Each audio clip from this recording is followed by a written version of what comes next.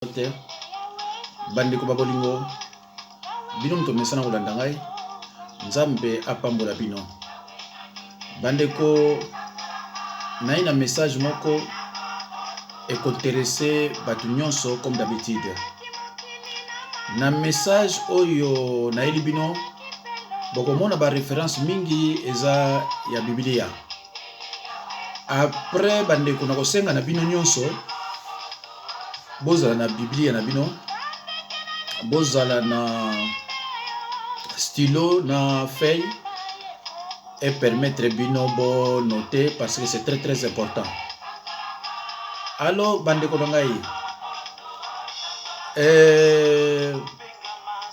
Jésus-Christ tangu abimaka libanda atali musika amoni moloni elanga cultivateur azali kosala bilanga tangu amoni ye mbala moko azwi idée ya kosala la parabole du semeur et le terrain. Première parabole ya Yesu Masia na évangile na évangile na ye. Alors bandeko na ngai na makambo ye koleka na ye kozwa idée ya bandeko baluba na Kinshasa na monaka bango baza kolia mboa.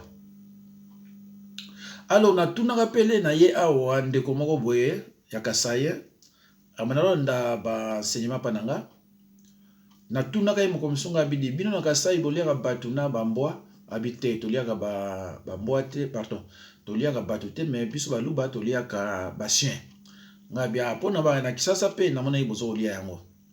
Alors man bandeko na ngai tango na ye komona problème oya fayulu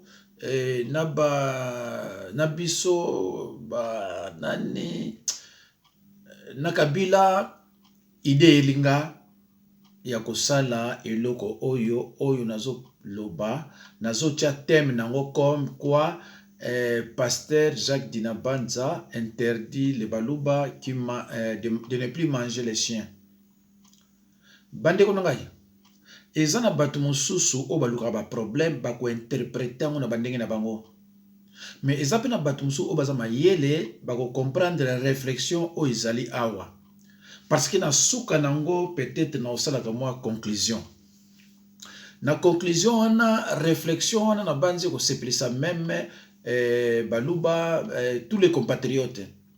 C'est pour cela bandeko bozala prêt pa bozali soki oyoki ofongoli kaka po landa oyo ndeko nanga landa ngotina suka parce que so landa on a katikati ko comprendre rien même osiliki même ozana kanda landa ngotina suka okosepela bandeko soki na lobaka ke muluba kozala musala nzambe te na kosaka te parce que soki muluba akoya kozala musala nzambe na ndenge Bible aza ko considérer chien de baluba de basi bateya yango de baluba pe batika kolia chien parce que pas na biso ba Congo et pas ba sale nzambe ya solo bali en tout cas batu balia chien te.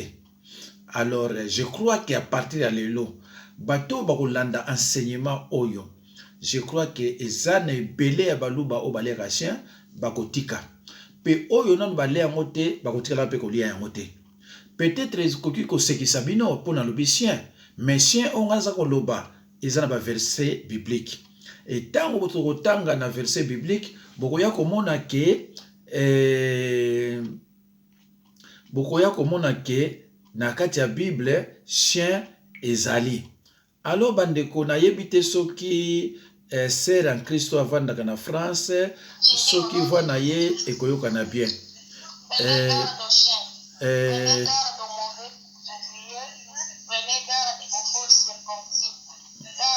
bandeko na longoli yango parce que na moni neti zoko na penza bien te bolimbisa mais na kotanga yango. Alors bandeko na ngai frères et sœurs chers patriotes, les chiens n'est pas aimé dans la Bible. Être qualifié de chien est une insulte.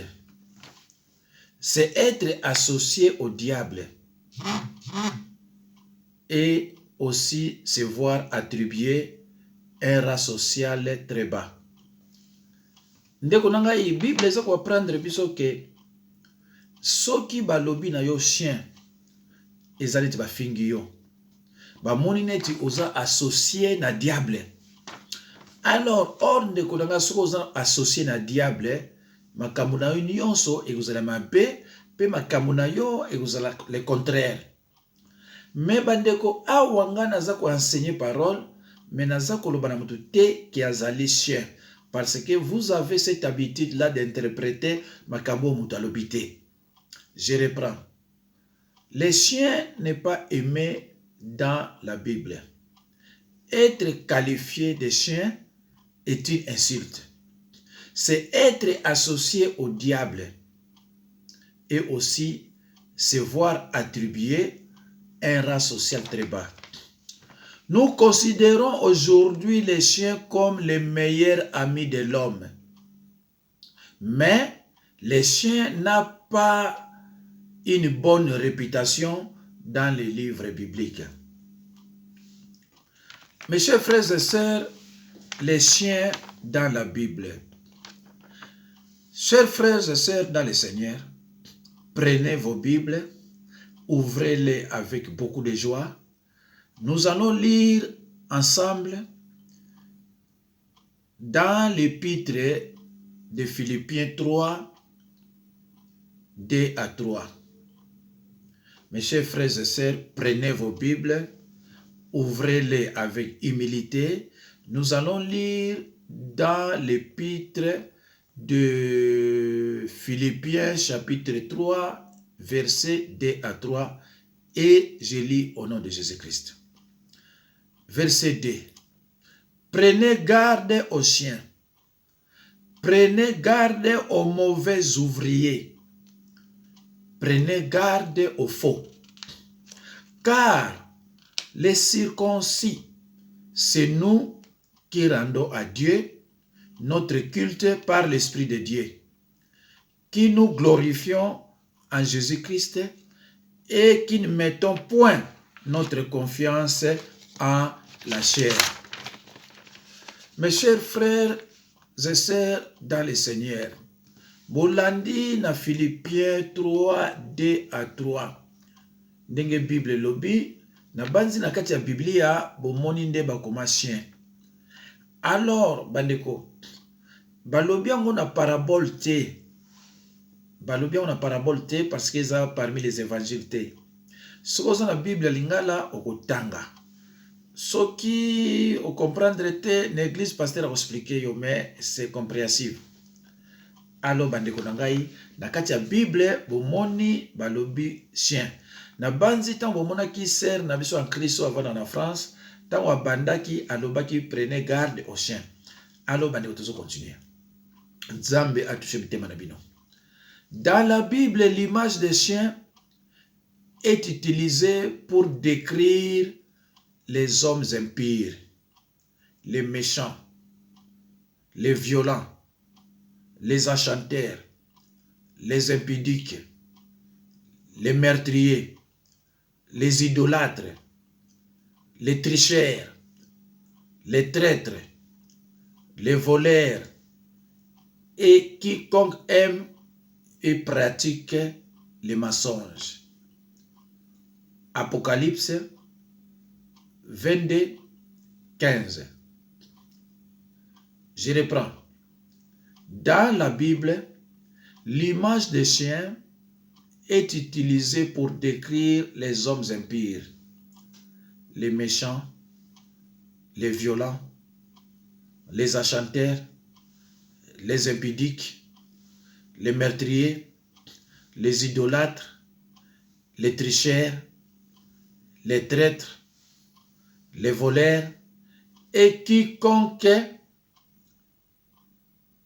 aime et pratique les mensonges. Apocalypse 22, verset 15. Frères et sœurs dans le Seigneur, la perception que nous avons du chien de nos jours n'a rien de commun avec celle que les hommes en avaient dans les temps bibliques. La perception que nous avons du chien de nos jours n'a rien de commun avec celle que les hommes en avaient dans les temps bibliques. Aujourd'hui, nous pouvons le voir comme un guide pour aveugles. Mais dans la Bible, les chiens sont considérés comme des bêtes impures. Dans la Bible, les chiens sont considérés comme des bêtes impures. De nombreux textes nous parlent des chiens qui dévorent, y compris des hommes. Voyons dans 1 Roi 14, 11, 1 Roi 16, 14, 1 Roi 21, 23, Psaume 22, 21, 1 Roi 21, 19. Je reprends, mes chers frères et sœurs dans le Seigneur. De nombreux textes nous parlent des chiens qui dévorent, y compris des hommes. Voyons dans 1 Roi 14, 11, 1 Roi 14, 11, 1 Roi 16, 4, 1 Roi 21, 23, 1 Roi 21, 23, Psaume 22, 21, Psaume 22, 21, 1 Roi 21, 19. Tous ces textes nous renvoient une image des chiens quelque peu détestable. Bandeko na ngai, naza sûr que boza kolandanga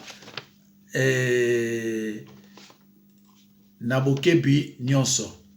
Ndeko boza la prudent na nyonso oyoyo toza koloba. Alors bandeko na ngai, bozwa Biblia na bino na tokotanga na Matthieu 15, 21 à 28. Mes chers frères et sœurs, prenez vos Bibles, ouvrez-les avec humilité. Nous allons lire dans l'évangile de Matthieu 15, 21 à 28. Ou alors dans Marc 7, 24 à 30. Ou alors dans Marc 7, 24 à 30. Mais moi, je vais lire avec vous dans Matthieu 15, 21 à 28. Mes chers frères et sœurs dans le Seigneur, je lis au nom de Jésus-Christ. Partout où vous êtes, bandeko na ngai, soko za na Bible ya lingala, soko za na oyo ya anglais, soko za na oyo ya français, ndeko fongola yango na évangile de Matthieu, na Matthieu 15, tozotanga 21 tina 28. Bandeko na nga nalingi totanga ngo biso nyonso nzela moko. Soki yo za na ndako ndeko na nga Nzambe apambola yo, zwa Biblia. Soki eza ya lingala, fongola. Soki eza ya français ndeko na nga ifongola. Soki eza pe ya anglais, soko zwaki chance ya kotanga na Biblia te na église, sikoyo totanga ngo nga na yo. Nzambe azwa lokumu. Mes chers frères et sœurs, je lis au nom de Jésus-Christ. Jésus étant parti de là, se retira dans les territoires de Tyr et de Sidon. Et voici une femme cananéenne qui venait de ces contrées, lui cria: Aie pitié de moi, Seigneur, fils de David. Ma fille est cruellement tourmentée par les démons. Verset 23. Il ne lui répondit pas un mot. Et ses disciples s'approchèrent et lui dirent avec instance: Renvoie-la, car elle crie derrière nous. Verset 24. Jésus répondit: Je n'ai été envoyé qu'aux brebis perdues de la maison d'Israël. 25. Mais la femme vint se prosterner devant lui, disant, Seigneur, secours-moi. Verset 26. Il répondit, il n'est pas bien de prendre le pain des enfants et de les jeter aux petits chiens. Je reprends le verset 26. Il répondit, il n'est pas bien de prendre le pain des enfants et de les jeter aux petits chiens. 27. Oui, Seigneur, dit-elle, mais les petits chiens mangent les miettes qui tombent de la table de leur maître. Je reprends le verset 27. Oui, Seigneur, dit-elle, mais les petits chiens mangent les miettes qui tombent de la table, de leur maître. 28. Alors Jésus lui dit, Femme, ta foi est grande, qu'il te soit fait comme tu veux. Et à l'heure même, sa fille fut guérie. Amen, Bananzambe. Alors, mes chers frères et sœurs dans le Seigneur, cette femme, c'est-à-dire la femme cananéenne, n'était pas juive, mais elle était païenne. Les Juifs considéraient les païens comme des chiens rôdant dans les rues à la recherche des restes de nourriture. Excusez-moi, je reprends. Cette femme n'était pas juive, mais elle était païenne. Frères et sœurs dans le Seigneur, à l'époque, les Juifs considéraient les païens comme des chiens, rôdant dans les rues à la recherche des restes de nourriture. Frères et sœurs dans le Seigneur, les petits chiens mangent les miettes qui tombent de la table de leur maître. Mes chers frères et sœurs, je reprends. Les petits chiens mangent les miettes qui tombent de la table de leur maître. Mes chers frères et sœurs, voyons un peu ce qui se passe chez nous au pays. Supposons que les Rwandais sont des maîtres et des mendiants congolais sont des chiens. Alors, pendant 18 ans, les maîtres, Azo Zwambongo, peut-être par an, a eu 56 milliards. A eu Bamandia, Nyons, ou ba compagnie 18 ans, wana, bazu na ba 6 milliards. Mais, basepeli, bazo mona normal. Les petits chiens mangent les miettes qui tombent de la table de leur maître. Pendant plus de 15 ans, maître aza kozwa nyonso ya lingi. Akozwa ndambo apesi ba petit chien. Alors ba petit chien pe ba sepeli. Alors que par 56 milliards wana eza ko bongisa ba Rwanda ezo pesa pa bato mususu baza bien. Donc je crois que na RDC sur notre histoire oyo na oyo passer na RDC ba maître bazali ba petit chien pe bazali ba petit chien baza banani ba o bazo ba miette. Cela veut dire que maître ba vandi siko na RDC, mais ba kolomboka de mandian baza considéré des chiens. c'est malheureux bandeko na ngai. Alors siko tango eleki babite biso ba maître toko kendete. Yana bozomona ke maître avani na kingankati na armée eloko esalamaka te na bato yo élection eleki démocratiquement ezalaka te. Abi naza toujours maître. Alingi nini toujours a continuer na système na ye ya ba mandian bazwaka ba miette. Bandeko, est-ce que tu continues de wana? Biso to lobby, biso to kozala ba pétition te. To kozala ba maître. Fini la récréation. To kozala ba pétition te, mais to kozala banani, to kozala ba maître. Yangwana bandeko. Yangwana bandeko bozo komona ndeko Félix azape ko linga kosala nommé premier ministre te parce que l'esprit ya Félix abandi kolobaki te, je comprends, mais likamwa ki me ya ki pétition il faut si là, il faut biso tokoma ba maître. Il veut s'en sortir de cette prison satanique, mais aza kokate. Bazo pesa ye babi nommé oyo, ye ba tele abi tete. Armée za na maboko na bino, police za na maboko na bino, justice za na maboko na bino, partout za na maboko na bino. Alors nazo so premier ministre na tia. Mais pona bimanani.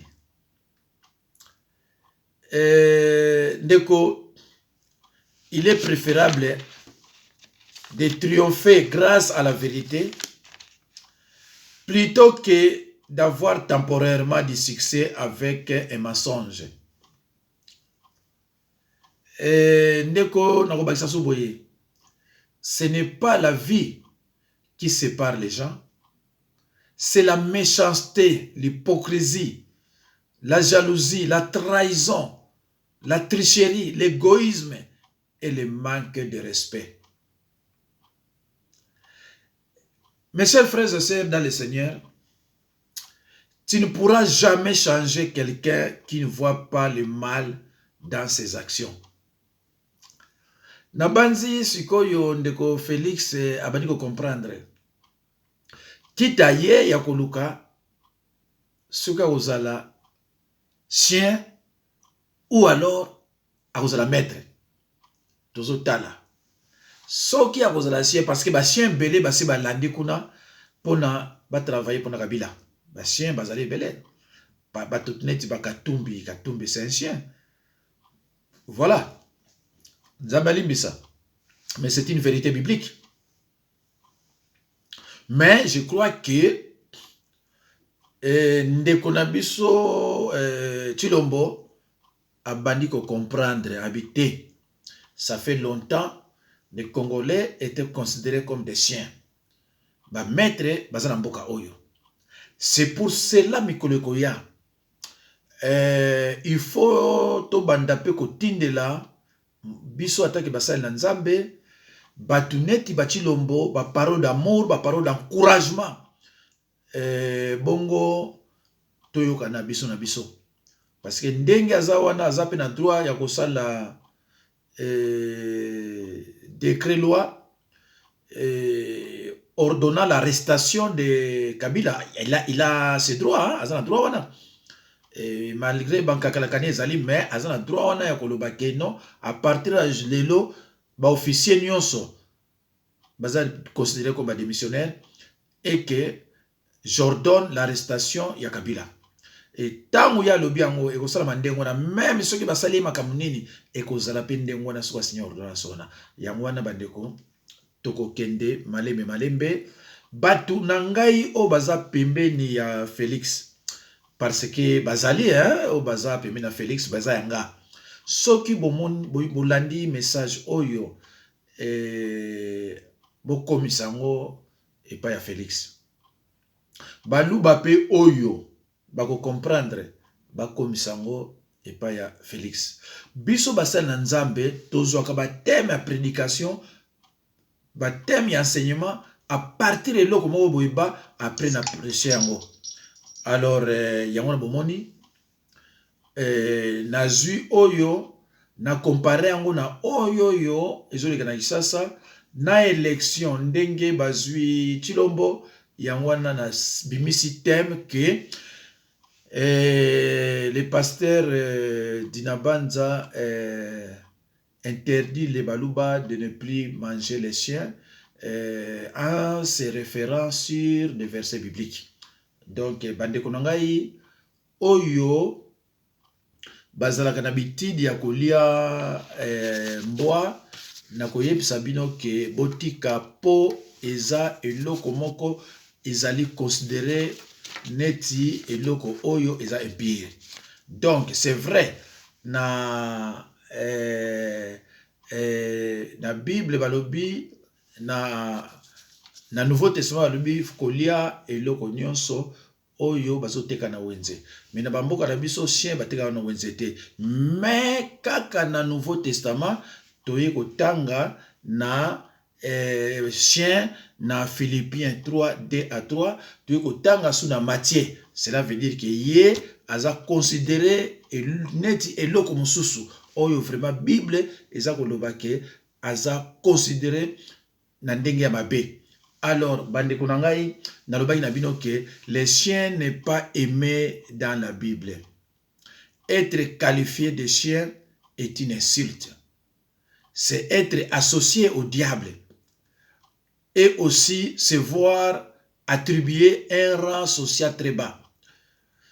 Bande konangai, moi je crois que Kalate makamuze ou changer parce que ndeko wana ndenge ya kanisi ke na 2023 akozonga a reprendre le pouvoir. Bande konangai ngai ataki musana na nzambe na zolo banabino cette fois-ci et kozala pratiquement impossible azonga na ebonga na 23 abeta lisusu 10 ans. Biso basali na nzambe to telemi na ba message ya parole na nyonso. Ndeko Fayulu continuer toujours ko déclarer eloko oza ko déclarer oza ko réclamer vérité des urnes. Continuer ya ko réclamer ngo toza na simana yo. Alors mikoleko ya na banzi semaine tozo banda na kotinda message pa ya Chilombo na loba na ye abanga te Kabila ko boma ete parce que Kabila kuma milliardaire akolinga pa kufa te. Soki Kabila zolo bana yeke ngana yo tozo kufa aza ko bangisa yo. Kabila komi milliardaire mutu azana mbongo mingi alinga ko kufa te.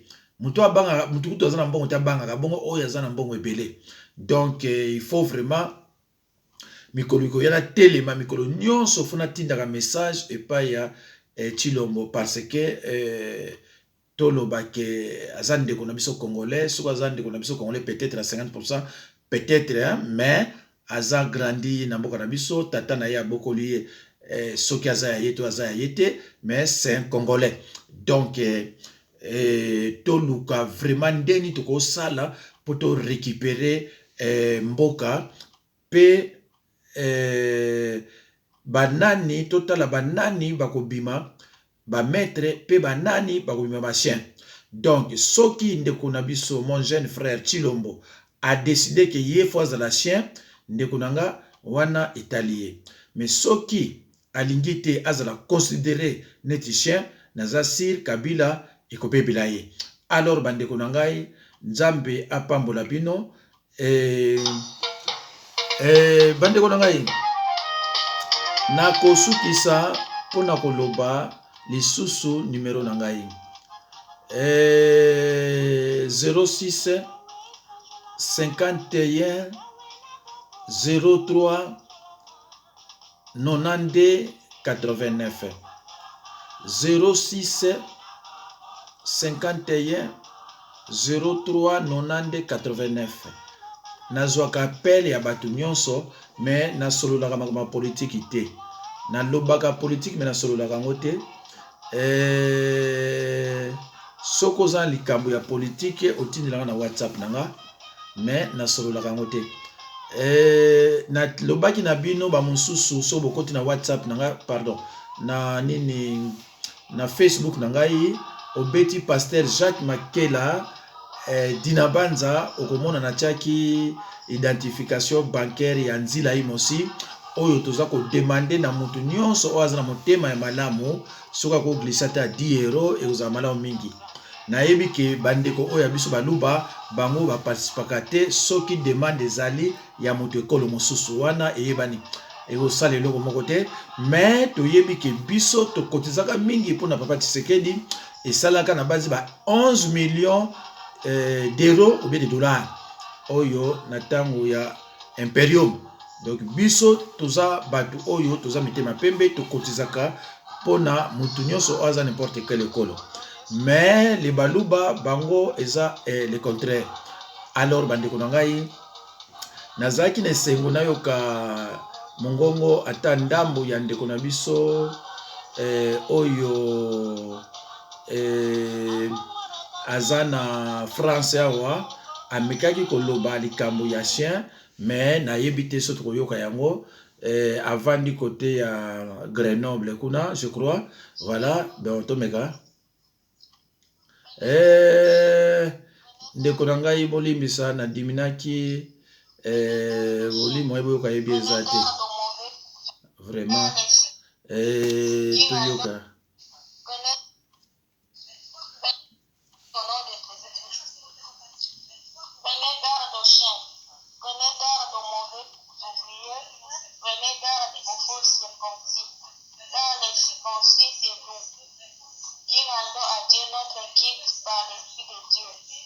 qui nous glorifions à Jésus-Christ et qui ne mettons point notre confiance à la chair. Amen.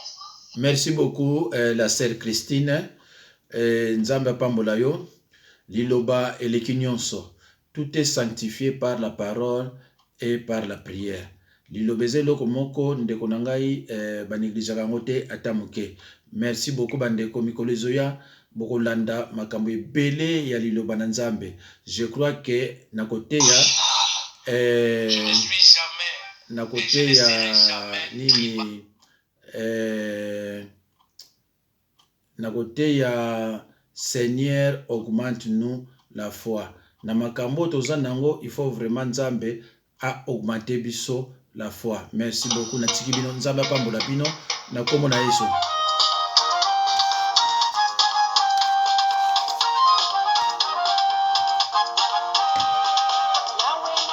Merci beaucoup Nzambe pambola bino na kombo na Yesu.